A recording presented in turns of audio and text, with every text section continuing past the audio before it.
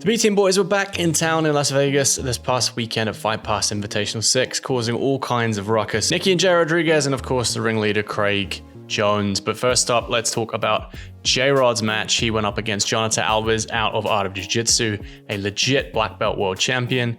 Keeping in mind J-Rod is still a purple belt. I was hopeful we would see some wrestling from the very beginning, but of course Jonathan pulled guard. J-Rod immediately went into looking for that body lock passing stuff that he likes so much, but Jonathan, despite forgetting the N on the end of his name, actually does a really good job defending here using the butterfly hook and a deep underhook. He does it a couple of times, so J-Rod eventually has to abandon the body lock and start looking for more high step open guard type passes. Little stomp on the foot there, we love that. Here from the knee slice, he was using this pass all day. He goes for an underhook on the opposite sidearm as if he's going for an armbar. He uses that and a head post to attack the pass, but a couple of times here he did get his legs in danger by leaving them too close to Jonathan. Used it here though to try and attack the double unders, the stack pass, but Jonathan got out here again. Tries that same pass without the underhook and then switches off to high steps. But in that exchange, he does leave his legs out a little bit too much.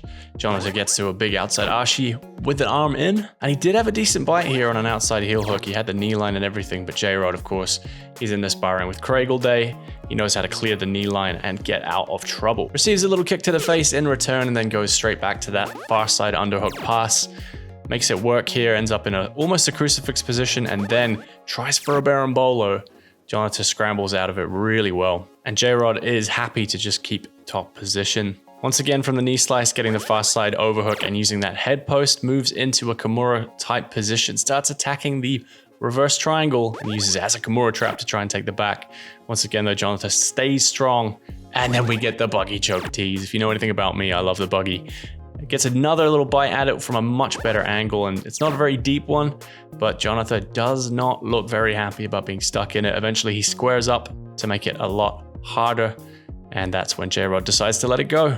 That's how the first period ended, so they went into the second period where points would be a factor. J-Rod gets into the wrestling and hits this absolutely beautiful feinted double duck under. I bet everyone watching was trying this the next time they were on the mats. Feints one way and then hits it the other way. From there, he used that exact same pass from the far side underhook.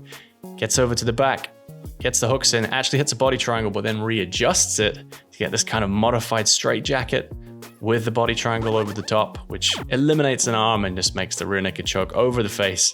Elementary, so J-Rod starts off the night with a big W over a tough dude for his win. Gets the tops off just to make the boys go crazy, and I certainly did. Now you may not look this good with your shirt off, but you can look good with your gear on if you go through white and black and get yourself some absolutely tasty designs from their rash guard tops and shorts.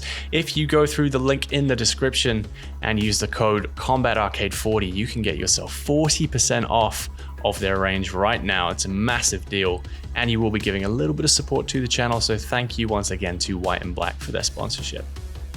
Then it was the large Rodriguez brother's turn. He has an absolutely beautiful mullet, definitely carrying the team. Roberto Jimenez has a beautiful haircut as well, and I made a video on him before. You know how much of a fan I am of him, so this was always going to be a solid one.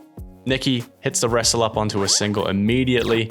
Lovely little finish. Nicky Rod, just like his brother, goes for the body lock, but Roberto does a great job this whole match of posting off the face like he's a dog with a bone and using the kipping escape to get back out into open guard, which is going to lead to Nicky Rod using a lot more high step passes. And just like his brother, he's going to leave his legs out there a little bit. We had a little bite here, but the knee line was clear until he hit this lovely little waiter guard entry to get a much cleaner bite. Nicky Rod clears the knee line again, but a third time's a charm, and the bite on this one was real. And Roberto is looking for a power heel hook in order to get out of it. Nicky Rod hits a toe hold, and we got a shootout, Cowboys. Just a devastating toe hold shootout. Both of these guys wrenching on each other's ankles. I don't know how no one ran out of here with a broken foot. Eventually, Nicky comes on top and gets it clear and nearly falls off the stage just for extra marks. Then we get back to the wrestling. Obviously, Nicky's got a little bit of an advantage here, but Roberto likes to go for the double underhooks and try and get the shock by. So he was always going to be a threat here as well. Nicky Rod, actually the first one to get the shock by here to the back. And this is where the scrambles began. This was the scrambliest match I've seen in a long time. Lovely little step through pass there from Nicky Rod. Goes back around to Turtle and ends up in a crucifix when he goes for the roll through to take the back. But scrambling out of it. Roberto's always game, and he's always trying to look to enter in on the legs to get himself back out into open guard. Lovely step through there again by Nicky. Again, Roberto scrambling and looking for the legs, but he does actually give up his back in this one. Or so you thought. Nicky can only get the one hook in. Roberto wrestles up and actually gets into top position for a little bit before Nicky takes it back and the round ends. Now this overtime, I think, is up there with the best overtimes I've ever seen. It's this one and Joseph Chen versus Oli Taza for me. It is a scramble from start to finish. I've never seen so many Granby rolls. Nicky actually gets on the back here and gets a massive squeeze on a face crank, but Roberto somehow gets out of it. I haven't seen that happen in a Nicky Rob match for a long time. Not only does he get out without tapping, he actually clears the legs and gets back out into open guard again with another leg attack. And every time Nicky passes over to north-south, Roberto is either scrambling to wrestle up or hitting a leg entry. Nicky jumps on a Darce choke here from a wrestle up, and that post with the left leg is the only thing saving Roberto here. It is desperate times.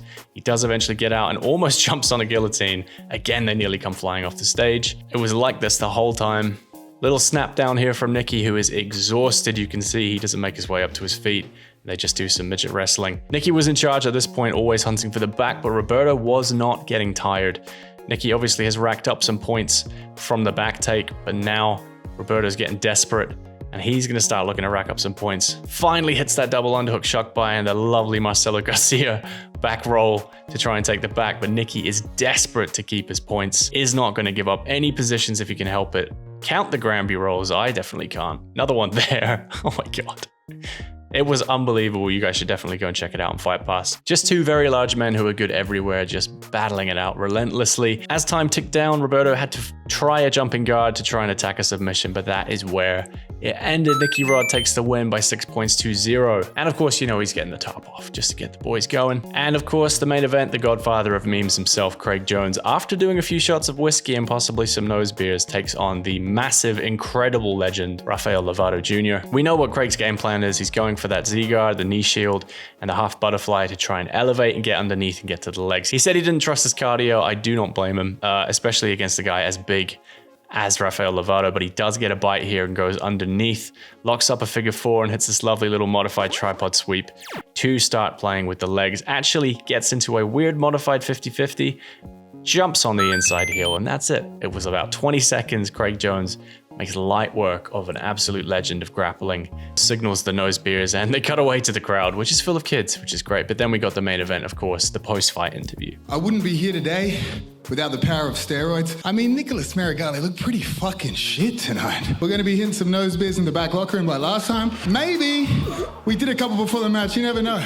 You cannot stop him. You can only hope to contain him. Craig Jones is amazing in every way, but mostly on the mic. Guys, this was an incredible card. It was one of the best ones I've ever seen. I think from top to bottom, it was pretty stacked. You had a ton of world champions on there, a ton of ADCC medals. Obviously, outside of the B team, you had some great fights as well. I could break down them if you want. But thank you guys for watching so much. If you want to support the channel, please do click join under the video. You can become a member or head over to combatarcade/Patreon. Become a member over there. Whichever one you do, I will give you a shout out after every video for your support. So thank you to Stu Mitchell, Cops Klopp, Matt Weeman, Eaton, and Julian Seidenbush. I appreciate you guys so much. And once again, make sure you use Combat Arcade 40 at White in Black to get yourself some lovely gear at a 40% discount. It's good stuff, guys. And have a lovely week.